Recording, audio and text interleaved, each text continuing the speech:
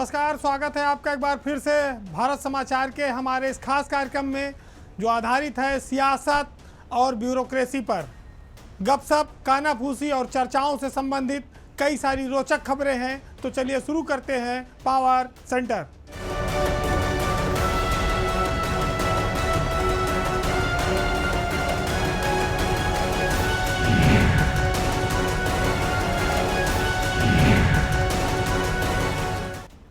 भाजपा देश और दुनिया की सबसे बड़ी पार्टी होने का दावा करती है।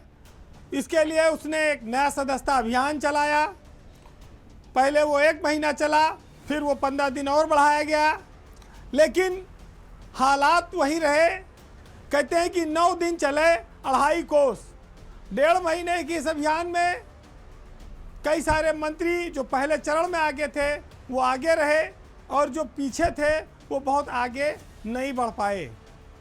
इस अभियान में सबसे खास बात यह रही कि मंत्री अरविंद शर्मा और उप मुख्यमंत्री ब्रजेश पाठक और यूपी के मुख्यमंत्री योगी आदित्यनाथ, ये 3 ऐसे नाम हैं जो सदस्यता अभियान में सबसे आगे रहे हैं। 80,000 से ज़्यादा उन्होंने मेंबर बनाया है। तो पाठक और अरविंद शर्मा ने बहुत सारे लोगों को पछाड़कर पहला स्थान हासिल किया है और योगी मंत्रिमंडल में मंत्रियों के मामले में ये 2 नाम ऐसे हैं जो बाकी 50 अन्य पर भारी पड़े हैं। वैसे तो योगी सरकार में करीब 55 मंत्री हैं। सुरेश खन्ना जैसे भारी भरकम नाम हैं, लक्ष्मी नारायण है, दारा सिंह चौहान है, फिसड्डी मंत्रियों का सूची में नाम इनका आ गया है। पहले कहा गया भाई कि जो टारगेट है वो तो पूरा करो, कोई 300 पे, कोई 200 पे। अब यूपी के कृषि मंत्री हैं सूर्य प्रताप शाही, पशुपालन मंत्री हैं धर्मपाल सिंह, कारागार मंत्री हैं दारा सिंह चौहान, चीनी मंत्री हैं लक्ष्मी नारायण। ये सब पहले चरण में भी फिसड्डी थे, ये टारगेट को पूरा नहीं कर पाए। दूसरे चरण में जोर जरूर लगाया, लेकिन जब नाम बड़े और दर्शन छोटे वाली कहावत चरितार्थ हो रही है तो कितना आगे पहुंच जाओगे। जो मौके मिले उनकी भरपाई नहीं कर पाए। हालांकि सदस्यता अभियान पर केंद्र सरकार की पूरी नज़र है और वो ये भी देख रही है कि 300 से कोई 1500 पे पहुंच पाया और कोई 500 से 1000-2000 पे पहुंच पाया, जबकि एक विधायक को 10,000 सदस्य बनाने थे। भीड़ जुटाकर, हल्ला मचाकर, बैठकर चाय पानी पी लेने से सदस्यता अभियान गति नहीं पकड़ पाया और मंत्रियों की पोल भी खुल गई है। लेकिन इतना ज़रूर है कि जिन लोगों ने अच्छा काम किया है उनका नाम लिया जाना चाहिए। बात 2 प्रमुख नामों की इसमें आती है, ब्रजेश पाठक की और अरविंद शर्मा की। अरविंद शर्मा के ऊपर पिछले दिनों विपक्षी पार्टी समाजवादी पार्टी ने बड़े हमले किए। उनकी संपत्ति, उनके परिवार, उनके कार्यशैली को लेकर सोशल मीडिया पे एक बहुत बड़ी जंग चली। लेकिन शर्मा जी ने हमेशा की तरह धैर्य धारण रखा, मुंह से कुछ नहीं बोला, उनकी टीम जवाब देती रही। लेकिन पार्टी में आज उनका काम नंबर 1 पर बोल रहा है। तो अरविंद शर्मा, जिन्हें लोग प्रधानमंत्री की पसंद कहते हैं, अपने काम से, अपनी ईमानदारी से उन्होंने जो सरकार में एक छवि बनाई बेदाग, अब पार्टी में भी अपने काम से वो काफ़ी लोकप्रिय हो चले हैं। दूसरा नाम आता है ब्रजेश पाठक का, जिनको मीडिया का एक वर्ग और कुछ विरोधी लोग ये कहते हैं कि वो प्रधानी का चुनाव भी नहीं जीत सकते। लेकिन ब्रजेश पाठक भाजपा में आने से पहले सांसदी का चुनाव जनता के बीच से जीत चुके हैं। वो लोकसभा के निर्वाचित सांसद रहे हैं और उसके बाद फिर वो राज्यसभा में भी सांसद रहे। जो भाजपा का मूल कार्यकर्ता और बड़े बड़े दिग्गज मंत्री नहीं कर पाए, वो ब्रजेश पाठक ने अपने उप मुख्यमंत्री काल में सरकार और संगठन दोनों में एक नंबर 1 पोजीशन हासिल की है। तो जिन्हें आप अपना सिरमौर मानते हो, अपना खून मानते हो, अपना असली मानते हो, वो तो पीछे रह गए पार्टी का काम करने में। एक दूसरे दल से जिसे आप मानते हो कि आए हुए व्यक्ति हैं, वो आपकी पार्टी के अन्य नेताओं से हर काम में आगे निकल गए। तो जिस अंतर को लेकर पाठक जी की आलोचना हुई थी, उन्होंने अपने काम से ये जवाब लोगों के सामने दे दिया है कि वो 2 बार भाजपा से चुनाव जीतकर विधायक बने इस लखनऊ से। तो जिनको प्रधानी के ऊपर कुछ नहीं दिखता है, वो विधायकी और सांसदी जैसे बड़े फलक को कैसे नापेंगे, कैसे इसका मूल्यांकन करेंगे, जहां पर 25 लाख, 20 लाख, 5 लाख कार्यकर्ता वोट करता हो। विरोध के लिए विरोध करना एक अलग बात है, आलोचना किसी की भी हो सकती है, लेकिन ब्रजेश पाठक इन सब से अब आगे निकल चुके हैं और सरकार में और भाजपा में दोनों जगह उनका काम अब बोल रहा है। अब बात एक ऐसी खबर की जो है तो व्यावसायिक, लेकिन एक राजनीतिक व्यक्ति से जुड़ी हुई है। बात भाजपा के विधायक की व्यापार क्षेत्र में एक बहुत लंबी छलांग की हो रही है, जिसकी चर्चा इन दिनों उत्तर प्रदेश से लेकर एनसीआर और दिल्ली तक के इलाकों में है, क्योंकि ये राष्ट्रीय स्तर का मामला है। भाजपा के विधायक रोमी साहनी ने व्यापार में एक बहुत बड़ी छलांग लगाई है और उनकी जो कंपनी है द हेजलनट फैक्ट्री, उसका बीकाजी नमकीन के साथ एक बहुत बड़ा करार हुआ है और 130 करोड़ रुपए में उन्होंने हेजलनट फैक्ट्री का 53% शेयर बीकाजी कंपनी को बेचा है। रोमी साहनी लखीमपुर खीरी से भाजपा के विधायक हैं। भाजपा से पहले वो बसपा से एक बार विधायक रह चुके हैं और पिछले 3 बार से वो लगातार चुनाव जीत रहे हैं। लखनऊ में उनके 2 बेटे अंकित और बादल हेजलनट फैक्ट्री के नाम से बेकरी की और मिठाई की एक शॉप चलाते हैं, जिसके 6 आउटलेट लखनऊ में हैं, एक कानपुर में है, एक दिल्ली में है। बताया जाता है कि इसका वार्षिक टर्नओवर लगभग 45 करोड़ रुपए है। लेकिन अचानक से ये खबर आई और राष्ट्रीय स्तर पर यह खबर आई कि हेजलनट फैक्ट्री को बीकाजी नमकीन फूड्स प्राइवेट लिमिटेड ने 53% शेयर खरीदा गया है और ये शेयर मालिकाना हक प्रदान करता है बीकाजी संस्था को। 47% के लगभग शेयर रोमी जी साहनी के बेटों के पास रहेगा। लेकिन इतनी जल्दी हेजलनट फैक्ट्री ने इस तरह से नाम कमाया लखनऊ में और प्रदेश में, ये अपने आप में बहुत आश्चर्यजनक है। रोमी साहनी ज़मीनों की खरीद फरोख्त करते हैं, बिल्डर का काम भी करते हैं, सियासत में हैं और लखीमपुर खीरी के पलिया से विधायक हैं। वो उस इलाके में अपने आप को रॉबिन हुड की तरह प्रस्तुत करते हैं, जहां वो गरीब बच्चियों की शादी कराना, गरीबों की मदद करना, हाथ में पैसा लेकर वो लोगों को बांटते हैं। कई सारे उनके वीडियोस खुलेआम आए हैं। लेकिन इतनी बड़ी कमाई, इतना पैसा उन्होंने कहां से बनाया है? सियासत में वो एक बड़े पैसे वाले नेता के तौर पर माने जाते हैं। हालांकि अगस्त महीने में इसकी शुरुआत हो गई थी, लेकिन खुलासा अब हुआ है। ये एक चेन है जो पूरे देश में एक ब्रांड वैल्यू के नाम से आगे बढ़ने का सपना देख रही है। बीकाजी ने एक तरह से हेजलनट का अधिग्रहण कर लिया है, क्योंकि 53% शेयर अब बीकाजी के पास है। रोमी साहनी एक मामूली नाम से अब एक बड़े व्यावसायिक नाम में बदल गए हैं और ये माना जा सकता है कि अगर 130 करोड़ रुपए में बीकाजी ने 53% शेयर खरीदा तो लगभग 100 करोड़ का शेयर अभी रोमी साहनी के पास होगा। साहनी को लखीमपुर में रॉबिन हुड किस लिए कहा जाता है, वो मैंने आपको बताया कि वो गरीबों, दुखियों, मजलूमों के सेवा में, बाढ़ आने पर, कोई आपदा आने पर बड़ा आगे रहते हैं। लेकिन उनका उस इलाके के हर ठेके पट्टे पर, ब्लॉक पर पूरा कब्जा है, जहां से निकलने वाले एक टेंडर पर रोमी साहनी का कब्जा रहता है। बिना उनकी इच्छा के कोई भी ठेका पट्टा टेंडर पलिया इलाके में दोनों ब्लॉक में कोई ले नहीं सकता है। तो उनके दो चेहरे हैं, एक चेहरा लखनऊ में चमक रहा है, भरपूर पैसा बना रहा है, एक चेहरा सियासत में लोगों की मदद कर रहा है, लगातार विधानसभा में चुना जा रहा है और खुद को एक सफ़ेद पोश नेता और गरीबों के हमदर्द के तौर पर पेश करता रहा है।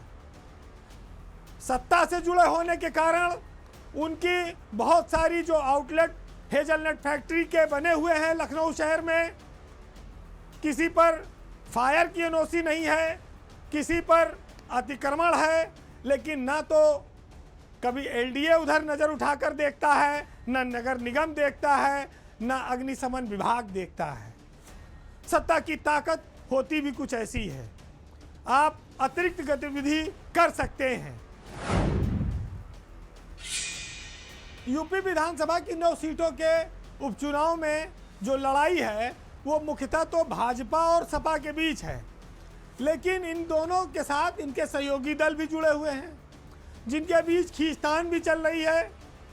सपा के सामने कांग्रेस है जिसको वो 1-2 सीट देना चाहती है, उसी तरह से भाजपा के साथ सहयोगी दल में निषाद पार्टी है।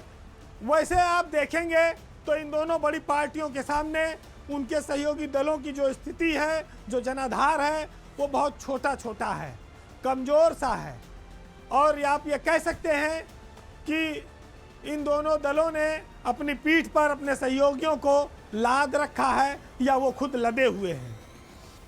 वो अपने सिंबल पर चुनाव हो सकता है जीत भी ना पाएं, लेकिन दावेदारी बढ़ चढ़कर कर रहे हैं, क्योंकि जब चुनाव आता है तो एक शोर ये मच जाता है कि सपा और कांग्रेस का गठबंधन टूटने वाला है। ताज़ा हालात में अखिलेश और राहुल की मुलाकात जम्मू कश्मीर में हुई, जहां के बाद समाजवादी पार्टी ने गाजियाबाद और खैर सीट कांग्रेस को देने के लिए तैयारी की, ऑफर किया, लेकिन कांग्रेस अभी इससे संतुष्ट नज़र नहीं आती है। अभी तो चुनाव डिक्लेयर हुआ है, नामांकन बचा है। प्रदेश अध्यक्ष अजय राय मझवा से चुनाव लड़ने के शायद इच्छुक भी हैं। हो सकता है कि उनके लिए सीट की अदला बदली समाजवादी पार्टी कर ले। अब बात संजय निषाद की आती है। वो भाजपा से ये कहते रहे हैं कि अगर हमारे लोगों को टिकट नहीं मिलेगा तो हमारी कौम नाराज हो जाएगी और उसको फिर वो भाजपा को नुकसान उठाना पड़ सकता है, क्योंकि वो मझवा और कटेरी में 2 जगहों पर दावेदारी कर रहे थे। अब निषाद पार्टी को अगर कोई सीट नहीं मिलता है तो उनके समाज के लिए भाजपा को वोट देना कठिन होगा। एक तरह से कहा जाए ये प्रेशर पॉलिटिक्स है, और ये भी कहा जा सकता है कि तुम हमें ना चाहोगे तो कोई बात नहीं, तुम किसी गैर को चाहोगे तो मुश्किल होगी। यानी कि हमें नहीं दिए तो कोई बात नहीं, लेकिन अगर किसी दूसरे को दे दोगे तब फिर हमारी कोई गारंटी भी नहीं है जीतने की। वैसे अगर आप इतिहास देखेंगे तो ये पाएंगे कि संजय निषाद ने पिछले चुनाव में जितनी सीटें उनको मिली थी उस पर उनकी जात के लोग चुनाव नहीं लड़ पाए, लेकिन वो सीट लेते हैं। चर्चा तो यहाँ तक है कि मझवा और कटेरी सीटों की एडवांस बुकिंग भी उन्होंने कर ली है, और चिंता भी यही है कि अगर सीट नहीं मिली तो बुकिंग रद्द करनी पड़ेगी, जिसके चलते काफ़ी नुकसान भी उठाना पड़ सकता है। वैसे संजय निषाद की पार्टी का जो चुनाव निशान है वो भी बड़ा रोचक है। चुनाव निशान है भोजन भरी थाली, और जब से भोजन भरी थाली में मत्स्य विभाग आ गया है तो आप मछली उसके साथ मुफ्त रख सकते हैं, कोई रोक नहीं है। फिलहाल सियासत में राजनीतिक दल, सहयोगी दल अपनी डिमांड करते हैं, मानना न मानना अलग बात है, लेकिन नफ़ा और नुकसान देखकर करते हैं। और ये जो नफ़ा है वो 2 ही तरह से होता है, या तो पद मिल जाए और या तो फिर गांधी जी का सहारा मिल जाए। इसके अलावा तो सब नुकसान है। वैसे तो हमारे समाज में किसी को बूढ़ा कहो, जवान कहो, बच्चा कहो, कोई बुरा नहीं मानता है और ना ये कोई बुराई है। लेकिन सियासत में जब अवसर के हिसाब से इस तरह के व्यंग और प्रहार किए जाते हैं तो फिर उसके मायने बदल जाते हैं। आज जिस दौर में उत्तर प्रदेश की सियासत चल रही है, आप उसको निर्दयी भी कह सकते हैं और निर्लज्ज भी कह सकते हैं, क्योंकि जो ताज़ा उदाहरण आया है वो महिलाओं पर टिप्पणी का आया है और उत्तर प्रदेश सरकार के मंत्री हैं दिनेश प्रताप सिंह, जो रायबरेली से आते हैं, उन्होंने प्रियंका गांधी को बूढ़ी कह दिया है। जब वो वायनाड से चुनाव लड़ने के लिए गई, उनका नाम घोषित हुआ, तो ये दिनेश प्रताप सिंह ने ये कहा कि जो लड़की है लड़ सकती है का नारा देती थी, वो लड़की नहीं है, वो वास्तव में बूढ़ी है और वो अपने आप को लड़की कहना बंद करें। हालांकि इसका बड़ा विरोध हुआ, लेकिन उसके बावजूद भी दिनेश प्रताप सिंह ये मानते हैं कि 50 साल की उम्र के बाद कोई आदमी अपने आप को लड़की या लड़का नहीं लिख सकता है। यह अलग बात है कि दिनेश प्रताप सिंह के घर पर कांग्रेसियों ने जाकर कालिक पोत दी उनके नाम पर और उनके गेट पर चोर लिख दिया। इसके बावजूद दिनेश प्रताप सिंह के जो तेवर थे वो प्रियंका गांधी को लेकर कहीं पर कमज़ोर नहीं पड़े। वो लगातार हमलावर हैं। वो गांधी परिवार के लिए भ्रष्टाचार से लेके तमाम सारे अलंकार से उनको नवाजते हैं।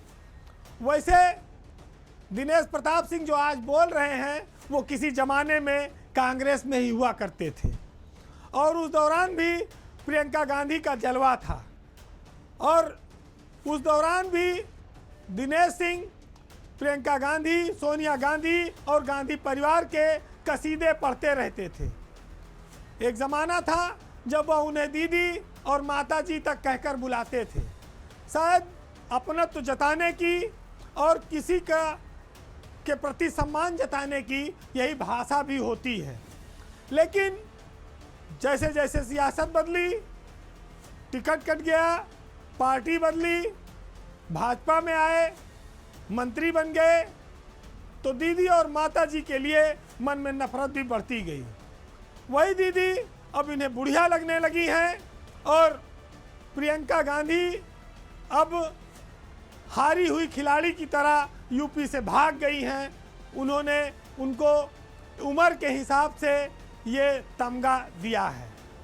सोशल मीडिया पर उनके लड़की हूँ लड़ सकती हूँ नारे के खिल्ली उड़ाई है और प्रियंका गांधी के साथ साथ उनका इशारा कांग्रेस के भी बूढ़ा हो जाने की ओर है। वैसे लोग मंत्री के इस बयान को अमर्यादित मानते हैं। उनके घर पर चोर और बेईमान लिखकर कालिक पोत दी गई, लेकिन महिलाओं की उम्र को लेकर मंत्री का जो बयान है वो थोड़ा आपत्तिजनक है। उनको हालांकि इस पर सावधानी बरतनी चाहिए थी। सियासत में जो 50 साल की उम्र के होते हैं उनको वैसे भी नौजवान नेता कहा जाता है। भारतीय संस्कारों के विपरीत 50 साल की उम्र में कोई बूढ़ा नहीं माना गया है। बूढ़ा या बूढ़ी कहना कोई अपमानजनक भी नहीं है, लेकिन महिलाओं के मामले में इस भाषा का थोड़ा संयम और ख्याल रखा जाता है। लेकिन भारतीय सामाजिक व्यवस्था ये कहती है कि जब आप 60 साल के ऊपर हो जाते हैं तो आप सीनियर सिटीजन हो जाते हैं। वहाँ पर आपको बूढ़ा भी कहा जा सकता है और आप उस उम्र में लगभग दादा और दादी भी बन जाते हैं। तब ये बात थोड़ी जायज़ लगती है। वैसे दिनेश सिंह भी अपने बच्चों की शादी कर चुके हैं और वो दादा और बनने की स्थिति में खुद हैं। अब वो अपने आप को खुद बूढ़ा मानते हैं नहीं, ये भी एक बड़ा सवाल है। लेकिन सियासत में ये कहाँ लिखा है कि जो बूढ़ा हो गया या जो बूढ़ी हो गई वो नौजवानों की बात नहीं कर सकता है। उसको बूढ़ा और बूढ़ी कहकर चिढ़ाया जाए। फिलहाल सियासत में आलोचना के लिए हमेशा जगह खाली रहनी चाहिए, लेकिन उस आलोचना में दिनेश सिंह को इस बात को अब समझना होगा कि वो राहुल गांधी, प्रियंका गांधी पर अब जितने कड़े हमले करेंगे उससे नुकसान भाजपा का होगा, क्योंकि अब जनता इन हमलों को बुरा मानने लगी है। वो सत्ता में है और अगर अच्छा काम करके लोगों का दिल जीतें, बजाय कि प्रियंका गांधी और राहुल गांधी के बारे में ऊंच नीच कहने के, तो वो ज़्यादा लोकप्रियता हासिल करेंगे और भाजपा का भी ठीक से भला कर पाएंगे।